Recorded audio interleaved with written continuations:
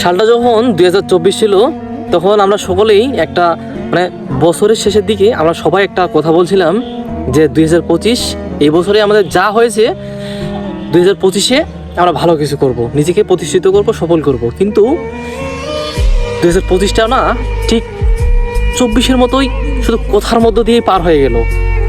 নিজের স্বপ্নগুলোকে আর বাস্তবে পরিণত করতে পারলাম না। এভাবেই মানে আজ করব কাল করব বলেই জীবন থেকে অনেক সময়গুলো আমাদের চলে গেল, এভাবেই চলে যাচ্ছে।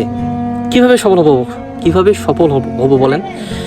আজ আমরা বলছি যে আজ করবো না কাল করব, কাল নয় পরশু করব, এটা আমাদের ভালো লাগে না, ওটা আমাদের ভালো লাগে না। আমরা এভাবেই অজুহাত দিয়ে জীবনের অনেক সুযোগগুলোকে আমরা আমাদের কাছ থেকে হারিয়ে ফেলছি।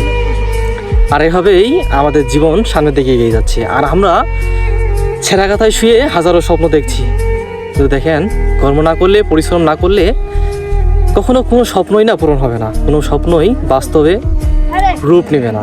সো 2026 সালটা শুধু আমার নয়, আপনাদেরও ভালো একটা প্রতিষ্ঠিত মানে বছর হয়ে উঠুক।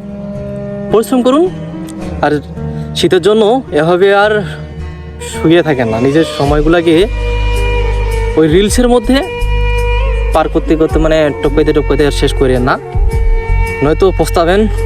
আর কি বলবো, আর কীভাবে বোঝাবো আপনাদের? পরিশ্রম করুন, দেখবেন সফলতা একদিন না একদিন আপনাকে ধরা দেবেই।